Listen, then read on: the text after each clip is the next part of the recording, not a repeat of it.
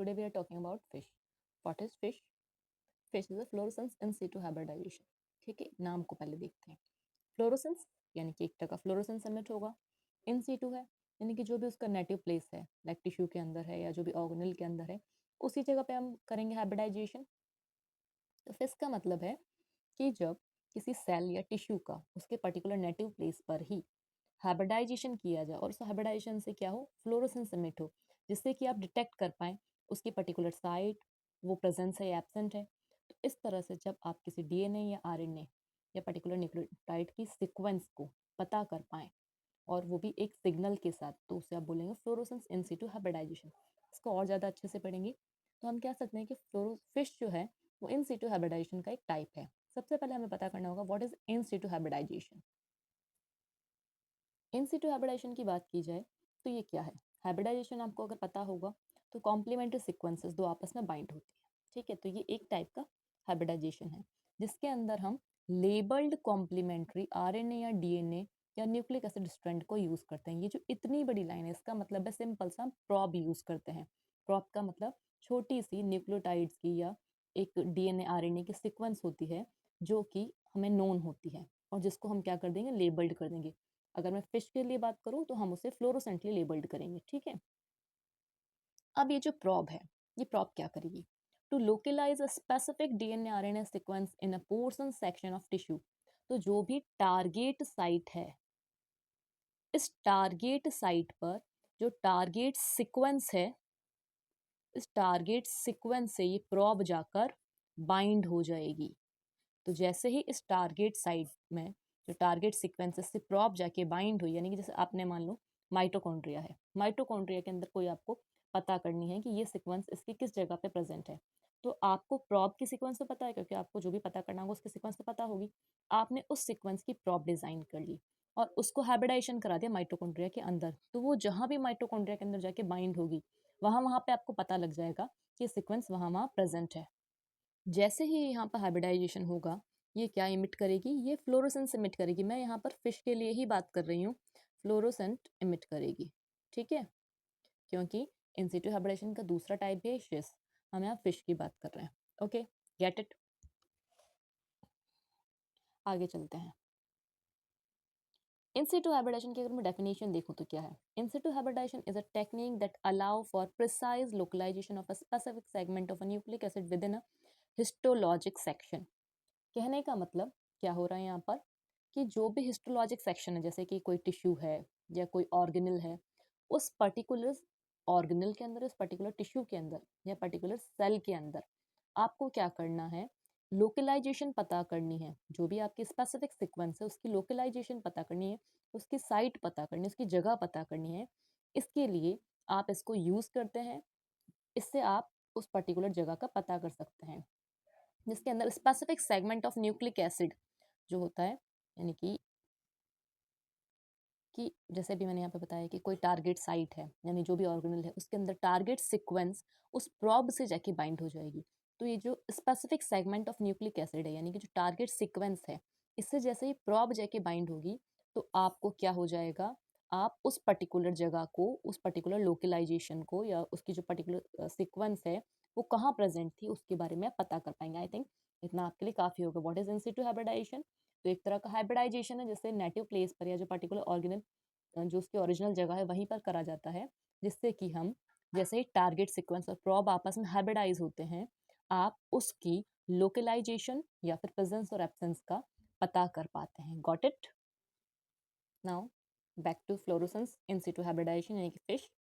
सो क्या है फिश, क्या है, इन सिटू हाइब्रिडेशन का टाइप है. सेकंड थिंग, क्यों यूज किया जाता है, क्योंकि ये एक साइटोजेनेटिक टेक्निक है. यहाँ पर आप सेल के अंदर पता करें, टिश्यू के अंदर पता करें, तो ये एक साइटोजेनेटिक टेक्निक है जिससे कि आप क्या डिटरमाइन कर सकते हैं, आप पता कर सकते हैं क्रोमोसोमल एबनॉर्मलिटीज को, यानी कि उसके अंदर कहीं डिलीशन तो नहीं हुआ है, उसके अंदर कोई डुप्लीकेशन या ट्रांसलोकेशन नहीं हुआ है, जो भी क्रोमोसोम या जो भी जीन है वो प्रेजेंस है या एब्सेंट है, वो कहाँ प्रेजेंट है उसकी पर्टिकुलर साइट को पता कर सकते हैं. इस तरह से आप इसके मल्टीपल यूज हैं इस फिश के थ्रू आप पता कर सकते हैं. प्रिंसिपल की बात करें तो इट यूजेस फ्लोरोसेंट प्रॉब. ध्यान रखिएगा प्रिंसिपल, यहाँ पे हम क्या यूज करते हैं, फ्लोरोसेंट प्रॉब को यूज करते हैं that bind to only particular part of a nucleic acid sequence. इस पर्टिकुलर इतनी बड़ी लाइन को आप कह सकते हैं टारगेट साइट। ठीक है, जो फ्लोरोसेंट प्रोब है वो पर्टिकुलर टारगेट साइट या टारगेट सीक्वेंस से जाकर बाइंड हो जाती है, और ये जितनी अच्छे से बाइंड होगी, यानी जितना ज़्यादा कॉम्प्लीमेंट्री होगा उतना ज़्यादा बाइंडिंग अच्छी होगी। High degree of sequence complementarity, यानी कि जितनी ज़्यादा कॉम्प्लीमेंटरिटी होगी वो उतनी ज़्यादा प्रॉप और जो टारगेट सीक्वेंस है उसके बीच में हाइब्रिडाइजेशन टाइट होगा, और जिसकी वजह से आपको जो फ्लोरोसेंस है वो ज़्यादा दिखेगा। फॉर एग्जाम्पल, अगर कहीं पर इस तरह से है, हमने प्रॉप ये बनाई है, मान लीजिए ATGC। अब जहाँ पर ये चारों ही बाइंड हो गए पर्टिकुलरली GCAT, ठीक।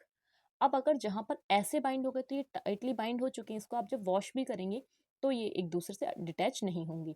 लेकिन कहीं पर अगर ऐसे है ATGC, अब यहाँ पे सिर्फ एक ही बाइंड हुआ G, तो जब ये वॉश करेंगे तो ये वॉश आउट हो जाएगा, जिसकी वजह से ये फ्लोरोसेंस नहीं देगा।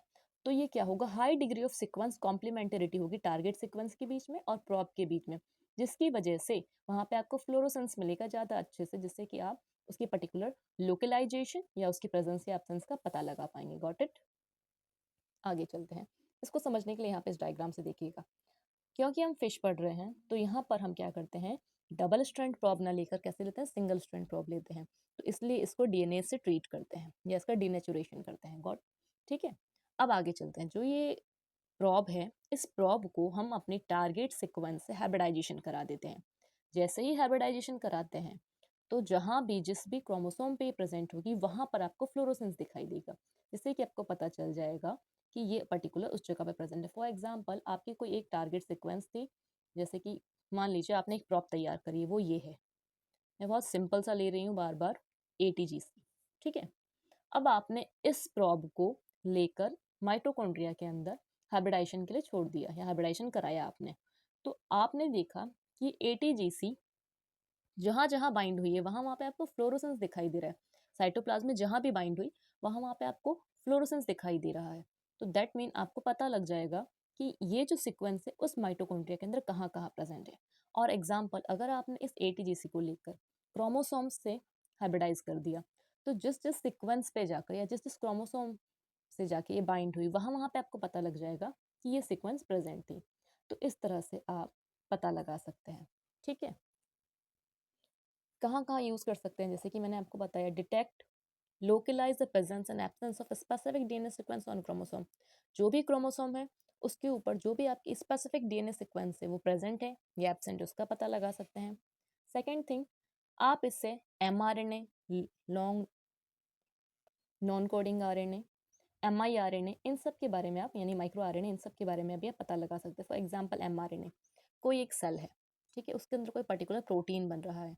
अब आपको पता है कि ये जो प्रोटीन है, पर्टिकुलर प्रोटीन इस सीक्वेंस से बनता है, तो आप क्या करेंगे, उसकी एक प्रॉप तैयार करेंगे और उसे हाइब्रिडाइजेशन करा देंगे। अगर वो प्रॉप वहाँ जाके बाइंड हो जाती है, दैट मीन वो वहाँ पर प्रोटीन प्रेजेंट है। और अगर नहीं बाइंड हो रही है या फिर वो जो mRNA है वो वहाँ प्रेजेंट है और नहीं बाइंड हो रही है, दैट मीन वो mRNA वहाँ प्रेजेंट नहीं है। इससे आप नॉर्मल सेल और कैंसर सेल के बीच में एक आइडिया लगा सकते हैं। जैसे कि अगर आपको अभी मैंने समझाया कि कैंसर सेल के अंदर कुछ स्पेसिफिक टाइप के प्रोटीन बनने लग जाते हैं, ठीक है, या स्पेसिफिक टाइप के mRNA बन रहे हैं। अब आपको पता करना है कि ये जो स्पेसिफिक टाइप का mRNA ये सिर्फ कैंसर सेल में बनता है। तो आपने प्रॉप डिजाइन करी और दोनों से हाइब्रिडाइजेशन करा दिया। अगर वो नॉर्मल सेल से बाइंड हुआ तो दैट मीन ये नॉर्मल सेल किस में कन्वर्ट हो चुकी है, कैंसर सेल में। और अगर ये बाइंड नहीं हुआ, दैट मीन नॉर्मल सेल अभी भी सही है। और अगर जो भी दूसरी सेल थी उससे बाइंड हो गया तो यानी कि वहाँ पर कैंसर प्रेजेंट है। तो इस तरह से आप दो सेल्स के बीच में कंपैरिजन कर सकते हैं कि नॉर्मल है या कैंसर, स्पेसिस के बारे में पता कर सकते हैं। इस तरह से मल्टीपल, इसकी एप्लीकेशन हम आगे पढ़ लेंगे, बट अभी सिर्फ एक जनरल कि हम क्यों पढ़ रहे हैं एटलीस्ट ये तो पता होना चाहिए ना। अब बात करते हैं प्रॉप की। प्रॉप मोस्ट ऑफ बच्चों को नहीं पता होगा क्या होती है। तो प्रॉप क्या होती है, प्रॉप कुड भी RNA और कुड भी DNA। DNA भी हो सकता है, RNA भी हो सकता है, ठीक है। लेकिन सबसे इंपॉर्टेंट चीज क्या है, प्रॉप कैसी होनी चाहिए, फिश के लिए सिंगल स्टैंडर्ड होनी चाहिए क्योंकि हाइब्रिडाइजेशन कराना है। डबल स्टैंडर्ड होगी तो हाइब्रिडाइजेशन कैसे होगा। दूसरी बात, नोन सीक्वेंस होनी चाहिए, क्योंकि आपको जब तक नहीं पता है कि आपके प्रॉप की सीक्वेंस क्या है तो आप क्या डिजाइन करेंगे, आप कैसे हाइब्रिडाइजेशन के लिए उस प्रॉप को वहां पर करेंगे यूज। ठीक है। तो प्रॉप की सीक्वेंस आपको पता होनी चाहिए। दूसरी बात, सिंगल स्टैंडर्ड होनी चाहिए। और ये जो प्रॉब है ये कॉम्प्लीमेंट्री होनी चाहिए टारगेट सीक्वेंस के। ऐसे नहीं कि आपने जो मर्जी बना दिया, अब वो वहां पर आपने बना तो दिया, वो वहां बाइंड ही नहीं हो रही टारगेट के। तो कैसे होनी चाहिए? कॉम्प्लीमेंट्री। क्योंकि तो इस तरह से कैसे कॉम्प्लीमेंट्री होगी? यानी कि जहां भी आपको बाइंड करानी है उस बाइंडिंग वाली जगह की, यानी कि जो भी बाइंडिंग साइट है, तो उस बाइंडिंग जीन की सीक्वेंस भी आपको पता होनी चाहिए। ठीक है, यानी जिस भी टारगेट सीक्वेंस आपको बाइंड करनी वो सीक्वेंस भी पता होनी चाहिए, प्रॉप की सीक्वेंस भी पता होनी चाहिए आपको, तभी तो जाके बाइंडिंग होगी। तो यहाँ पर प्रॉप डीएनए भी हो सकता है, आरएनए भी हो सकता है। फर्स्ट हम बात करते हैं डीएनए प्रॉप की।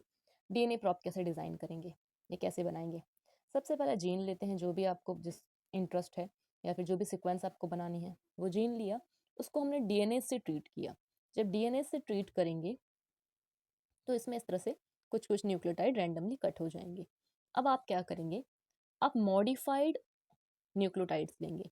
ये मॉडिफाइड न्यूक्लियोटाइड्स को आपने बायोटीन से अटैच कर रखा है, बायोटीन से लेबल कर रखा है। ये मॉडिफाइड न्यूक्लियोटाइड उस डीएनएज के अंदर जहाँ पर नॉर्मल न्यूक्लियोटाइड हटे थे वहाँ जाके अटैच हो जाएंगे। अब इसका आप डीनेचुरेशन करा देंगे, यानी कि इसको सिंगल स्टैंडर्ड में कवर कर देंगे। ठीक है, तो आपने इस तरह से सबसे पहले क्या करा? डीएनए, एक जीन लिया, उसको डीएनए से ट्रीट किया, फिर आपने मॉडिफाइड न्यूक्लियोटाइड को इससे अटैच कराया या उसके अंदर ऐड कराया। उसके बाद आपने क्या कर दिया? इसका डीनेचुरेशन कर दिया, जिससे कि सिंगल स्ट्रैंड में कन्वर्ट हो गया। अब यहाँ पर आप ये जो इस मॉडिफाइड न्यूक्लियोटाइड है, इसके लिए या तो बायोटीन ले सकते हैं या डाइजॉक्सीजेनिन ले सकते हैं। ठीक है, बायोटीन लेंगे तो ये आगे जाके एविडीन से अटैच होगा, आप आगे पढ़ेंगे, और डाइजॉक्सीजेनिन एंटी डाइजॉक्सीजेनिन से होगा, ये सब हम आगे पढ़ लेंगे। ठीक, अब आपको जैसे फिश हम बार बार कह रहे हैं ना, फ्लोरोसेंस, बायोटीन या डाइजॉक्सीजेनिन यहाँ पर फ्लोरोसेंस शो नहीं करेंगे। इसके लिए हम आगे फ्लोरोसेंट लेबल अलग कराएंगे। यहाँ पर ये सिर्फ इसलिए अटैच कराए हैं क्योंकि जो भी हम आगे अटैच कराएंगे फ्लोरोसेंट फ्लोरोक्रोम को, या जो भी फ्लोरोसेंट मॉलिक्यूल लेंगे वो उस एविडेंस से या फिर एंटी डाइजॉक्सीजेनिन से अटैच होगा। कुल मिला के अभी सिर्फ आपको इतना समझना है कि प्रॉप कैसे ली, प्रॉप कैसे बनाई डीएनए की। ये तो हो गई डीएनए की प्रॉप। ये जीन लिया, उसको डीएनए से कट करा, बायोटीन वाले मॉडिफाइड न्यूक्लियोटाइड से अटैच करा और डीनेचुरेशन करा दिया, सिंगल स्टैंडर्ड बन गया। ठीक है, अब बात करते हैं आरएनए प्रॉप की। आरएनए की प्रॉप बनाने के लिए क्या क्या कराते हैं? हम इन विट्रो ट्रांसक्रिप्शन कराते हैं। ठीक है, इन विट्रो ट्रांसक्रिप्शन में हम क्या करेंगे? सबसे पहले जो भी इंटरेस्ट है वो प्लाज्मिड ले लेंगे, उसको रेस्ट्रिक्शन एंजाइम से डाइजेशन कर देंगे। ठीक, जैसे ही रेस्ट्रिक्शन एंजाइम से डाइजेशन करेंगे, अब फ्लोरोसेंटली लेबल्ड हम न्यूक्लियोटाइड लेंगे। ठीक, और ये फ्लोरोसेंटली लेबल्ड न्यूक्लियोटाइड को अटैच करने के लिए आरएनए पॉलीमरेज चाहिए। तो आप कौन सा आरएनए पॉलीमरेज लेंगे ये डिपेंड करता है कि आपने प्रमोटर कौन सा लिया है। जिस तरह का प्रमोटर होगा उस तरह का आरएनए पॉलीमरेज होगा। तो आपने आरएनए पॉलीमरेज और प्रमोटर चूज किया, उसके बाद ये फ्लोरोसेंटली लेबल्ड न्यूक्लियोटाइड को ये ऐड करा देगा और इस तरह से फ्लोरोसेंटली लेबल्ड आरएनए प्रॉप बन जाएगी। ठीक है, तो इस तरह से जो प्रॉप हो सकती है वो आरएनए भी हो सकती है और डीएनए भी हो सकती है, बस उसकी जो साइज है वो फिक्स होती है। मतलब जो अगर आप प्रॉप बना रहे हैं तो वो इतनी छोटी भी ना हो कि वो वहाँ पे बाइंड ही नहीं हो रही, वो इतनी बड़ी भी ना हो कि मतलब प्रॉपर बाइंड नहीं कर पा रही है। ठीक है, तो जो ऑप्टिमम साइज है प्रॉप की वो फिश के लिए कितनी है? 200 to 300 न्यूक्लियोटाइड। मोस्टली हमने जब भी प्रॉप की बात करते हैं तो हम कहते हैं कि 15 से न्यूक्लियोटाइड से लेकर, लेकिन यहाँ पर कितनी है? 200 से 300 न्यूक्लियोटाइड तक। ठीक है, props may be as small as 20 to 40 base pair और as large 1000 base pair, यानी कि हमें जो मिड वाला साइज है 200 से 300 का लेते हैं, इससे कम नहीं होनी चाहिए और इससे ज़्यादा नहीं होनी चाहिए। ठीक है, जैसे जैसे प्रॉप की लेंथ इंक्रीज होती जाती है ये स्पेसिफिक होते जाते हैं, यानी कि इनकी बाइंडिंग और ज़्यादा श्योर होती जाती है। बट ऐसा ना हो कि इतनी बड़ी प्रॉप बना ली कि अब वो बाइंड ही नहीं हो पा रही है। तो लेंथ भी कितनी, तो उसके लिए एक फिक्स है कि 1000 से कम ही हो। तो हम यहाँ पे एक मान के चलते हैं साइज की 200 से 300 न्यूक्लियोटाइड। ठीक है, अब हम बात करते हैं इसके स्टेप्स की। स्टेप्स के लिए सबसे पहले हम क्या करते हैं, यहाँ पर जो भी आपने टिश्यू लिया है उस टिश्यू को लेते हैं। ठीक है, या जो भी सेल लिए उस सेल को स्लाइड के ऊपर लेते हैं। उस सेल या टिश्यू को स्लाइड के ऊपर लेने के बाद अब उसको हम फिक्सेटिव से फिक्स कर लेते हैं। फिक्सेटिव के लिए आप क्या यूज़ करेंगे? फिक्सेटिव के लिए आप यूज़ करते हैं फॉर्मल्डिहाइड। ठीक है, जैसे ही आपने उसको फिक्स कर लिया, अब यहाँ पर आपने जो प्रॉप सिंथेसिस की थी ये क्या है? तो ये बायोटीन से आपने जो बायोटीन वाले मॉडिफाइड न्यूक्लियोटाइड्स अटैच किए थे ना, ये वो है। तो ये जो आपने प्रॉप डिज़ाइन की थी इस प्रॉब से इस जो ये आपका डीएनए है इसको आपको हाइब्रिडाइज कराना है, पर क्योंकि ये डबल स्टैंडर्ड है तो हाइब्रिडाइज नहीं होगा, इसलिए इस डबल स्टैंडर्ड डीएनए को आप डीनेचुरेशन करते हैं, यानी कि थोड़ा सा आप इसको हीट वगैरह से डीनेचर करते हैं और फिर सिंगल स्टैंडर्ड में कन्वर्ट होता है। अब इन दोनों को आप हाइब्रिडाइज करते हैं। जैसे ही इन दोनों को हाइब्रिडाइज करेंगे तो कॉम्प्लीमेंट्री होंगे, जहाँ भी इस प्रॉब को कॉम्प्लीमेंट्री सीक्वेंस मिलेगी ये वहाँ जाकर अच्छे से हाइब्रिडाइज हो जाएगा, यानी कि वहाँ जाकर अपने साथ बेस पेयर बना लेगा न्यूक्लियोटाइड के कॉम्प्लीमेंट्री। अब इसको आपको ओवरनाइट रखना पड़ता है ताकि हाइब्रिडाइजेशन अच्छे से हो पाए। उसके बाद आप वॉश करते हैं, स्टैंडर्ड बॉन्ड्स कर देते हैं। अब आपको क्या करना है, देखिए कहाँ तक हो गया, हमने प्रॉप बना ली थी, हमने डीएनए लिया, उसको फिक्स किया और फिक्स करने के बाद उसको डीनेचर कर लिया ताकि सिंगल स्टैंडर्ड मिल पाए। दोनों को हाइब्रिडाइज किया, ओवरनाइट रखा और उसको वॉश कर दिया। अब ये जो बायोटिन है, जैसे मैंने आपको स्टार्टिंग में बताया था कि ये जो बायोटिन है ये एविडेंस से बाइंड होगा। अभी तक हमने फ्लोरोसेंट कहाँ ऐड करा, हाइब्रिडाइजेशन तो हो गया, फ्लोरोसेंस कहाँ शो हुआ, नहीं हुआ ना। तो हम क्या करते हैं, हम दो तरह से कर सकते हैं, या तो पहले ही आप इस प्रॉब को लें और इस प्रॉब को लेके ये जो बायोटीन है इस बायोटीन के बाद में इसको एविडिन से अटैच करा दें, यानी कि क्या करें आप ये एविडिन लें, एविडिन को फ्लोरोसेंट मॉलिक्यूल से अटैच करें और वो ये जो एविडिन है ये जहाँ भी इसको बायोटीन मिलेगा वहाँ जाके अटैच हो जाएगा। या तो आप इस तरह से पहले ही प्रॉप डिज़ाइन कर लें तो जैसे ही हाइब्रिडाइजेशन होगा ये वहाँ पे फ्लोरोसेंट शो करेगा। या सेकेंड काम हम क्या करते हैं, हम ये करते हैं, यहाँ पर मैंने आपको उस तरह समझा रखा है कि हमने क्या करा, यहाँ तक कर लिया, इसके बाद अब एविडिन को पहले फ्लोरोसेंट मॉलिक्यूल से बाइंड किया या फ्लोरोसेंट मॉलिक्यूल से लेबल किया, उसके बाद इसको हमने इस हाइब्रिडाइज जो स्ट्रक्चर था इससे बाइंड होने के लिए यूज़ किया। तो जहाँ जहाँ इसको बायोटीन मिलेगा ये वहाँ वहाँ जाके एविडिन बाइंड हो जाएगा। अगर आपने डाइजॉक्सीजेनिन यूज़ किया होता बायोटीन की जगह तो आपको यहाँ पर एंटी डाइजॉक्सीजेनिन लेना पड़ता, यानी कि अभी आपने यहाँ पे क्या यूज़ किया था, तो ये था बायोटीन, इसलिए हमने यहाँ पर क्या यूज़ किया, एविडिन।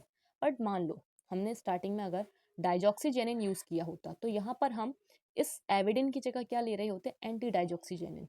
एंटी डाइजॉक्सीजेनिन को पहले हम लेबल्ड कर रहे होते फ्लोरोसेंटली, उसके बाद एंटी डाइजॉक्सीजेनिन यहाँ पे डाइजॉक्सीजेनिन से लेबल्ड हो जाता है। इन सिंपल हमें सिर्फ ये याद रखना है कि एविडिन बाइंड होगा बायोटीन से और एंटी डाइजॉक्सीजेनिन बाइंड होगा डाइजॉक्सीजेनिन से। ठीक, अब जैसे ही यहाँ पर ये बाइंड होगा ये क्या करेगा, फ्लोरोसेंस शो करेगा। इस फ्लोरोसेंस को पता करने के लिए आपको माइक्रोस्कोप चाहिएगा। कौन सा माइक्रोस्कोप चाहिएगा, फ्लोरोसेंट माइक्रोस्कोप चाहिएगा या फिर कॉन्फोकल माइक्रोस्कोप चाहिएगा। तो आप इस तरह से अब इसको माइक्रोस्कोप के नीचे देखेंगे तो जहाँ जहाँ से आपको फ्लोरोसेंस शो हो रहा है वहाँ वहाँ पर आपको क्या दिखाई देगा कि आपका हाइब्रिडाइजेशन हुआ है, यानी कि वहाँ वहाँ पे आपकी जो सीक्वेंस है टारगेट सीक्वेंस वो प्रेजेंट है। इस तरह से आप अपने टारगेट सीक्वेंस का लोकलाइजेशन का पता लगा सकते हैं और सेकंड थिंग क्या पता लगा सकते हैं, आप ये पता लगा सकते हैं कि वो उस पर्टिकुलर ऑर्गेनल के अंदर है भी या नहीं है। ठीक है, ये जो मैंने पूरा मेथड बताया आपको इसको हम इनडायरेक्ट मेथड कहते हैं फिश का। क्यों, क्योंकि यहाँ पर सबसे पहले आपने प्रॉब को बायोटीन से किया, उसके बाद एविडिन से किया और एविडिन को फ्लोरोसेंस से किया। यहाँ पर आपने डायरेक्ट इस प्रॉब को फ्लोरोसेंट मॉलिक्यूल से लेबल नहीं किया है, इसको पहले आपने दो स्टेप किए हैं, avid biotin and then avidin. Avidin को आपने फ्लोरोसेंटली लेबल्ड किया है तो इनडायरेक्ट हुआ है, इसलिए आपने इसको इनडायरेक्ट मेथड ऑफ फिश कहा। ठीक है, so probe and targets are finally visualise in situ by microscope analysis, यानी कि आप कॉन्फोकल या फिर फ्लोरोसेंट माइक्रोस्कोपी के थ्रू इसको आप पता कर सकते हैं। तो यहाँ पर हम कहते हैं कि जो फिश है वो दो टाइप का है, यानी कि जो हाइब्रिडाइजेशन है वो दो टाइप का, इनडायरेक्ट और डायरेक्ट। क्या होते हैं ये, इनडायरेक्ट का मतलब जब आप सबसे पहले इस प्रॉब को किसी भी पर्टिकुलर एक एलिमेंट जो जैसे कि आपने यहाँ पे बायोटीन से ऐड किया, फिर आपने यहाँ पर एविडिन किया और उसको आपने फ्लोरोसेंटली लेबल्ड किया, यानी कि जो फ्लोरोसेंट मॉलिक्यूल है वो डायरेक्ट बाइंड नहीं हुआ है, not bind directly to probe, इसलिए आपने इनडायरेक्ट कहा। ठीक है, डायरेक्ट के अंदर क्या होगा, ये जो भी प्रॉब होगी इसको आप डायरेक्टली ही फ्लोरोसेंट मॉलिक्यूल से बाइंड कर देंगे। अब देखिए यहाँ पे आपको इन दोनों के बारे में लिखा हुआ मिल जाएगा। डायरेक्टली लेबल्ड में हम डायरेक्टली प्रोब को लेबल करते हैं फ्लोरोसेंट से। Fluorochrome is directly attach to the probe nucleotides. ठीक है। इनडायरेक्ट में क्या करते हैं, इनडायरेक्टली लेबल के अंदर हम via incorporation of hapten such as biotin और digoxigenin probe are then detected using fluorescently label antibody. आपने क्या करा, इसको पहले बायोटीन से बाइंड किया, उसके बाद में एविडेंस से बाइंड किया, उसके बाद में किया, तो इसलिए इसको इनडायरेक्ट का, और सबसे ज़्यादा जो यूज़ किया जाता है वो इनडायरेक्ट वाला यूज़ किया जाता है क्योंकि इसकी एक्यूरेसी ज़्यादा अच्छे से होती है। ठीक है। इसके एप्लीकेशंस वगैरह हम नेक्स्ट क्लास में पढ़ लेंगे। आज के लिए इतना। इसके एप्लीकेशंस और इसको एक तरह से समराइज फॉर्म और इसका कहाँ कहाँ यूज़ हो रहा है आज के टाइम पे, वो सब हम कल की क्लास में पढ़ेंगे। Okay, thank you. अगर कोई आपको इसमें डाउट हो तो पूछ लीजिएगा, और अगर कोई एडवाइस हो तो मुझे प्लीज़ दीजिएगा।